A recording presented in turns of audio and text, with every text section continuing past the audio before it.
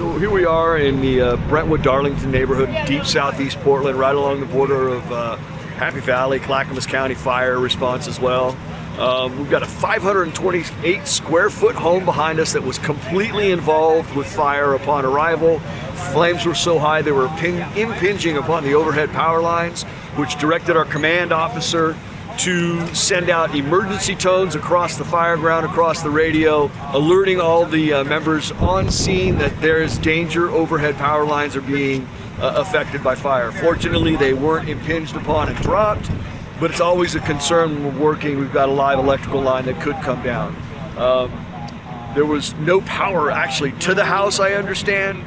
There was no occupants on the inside. There are a couple tents in the front yard. I'm unaware if they're just being dried out as a result of being used, or people are utilizing those tents as their own residential structure. But there was no one here, no injuries, unknown number of people that may be displaced as a result of this fire.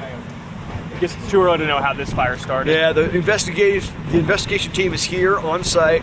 They're beginning their forensic evaluation, but it's going to take a minute or two, for sure. There's a tank behind you flaming. Yeah, there is. We've got an acetylene tank that was brought out from the interior of the fire.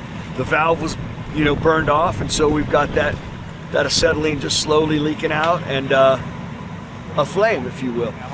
This is our normal response for a residential fire. We're going to send the closest 4 engines, closest 2 trucks. In this case, Clackamas County provided an engine and a truck. The remainder of the workforce here on site is Portland Fire and Rescue.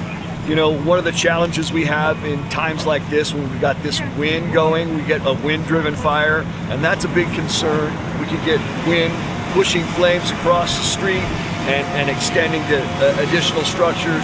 Fortunately, that didn't occur here, but that's always a concern. And that was a message that the command officer also shared with the members that were working, like, be cautious of the wind-driven fire. What was the concern about? You have a fairly close exposure. There's a close exposure, but that's on the windward side. So the reality, the flames are going to be pushing away from that particular structure. If the wind was blowing a different direction, that structure would have been a significant concern. But in this case, given the environmental conditions and the locations, not a big. Yeah, sure. Hey, thank you, Clackamas County Fire. We really appreciate all the assistance and the mutual aid that we can share along our border here.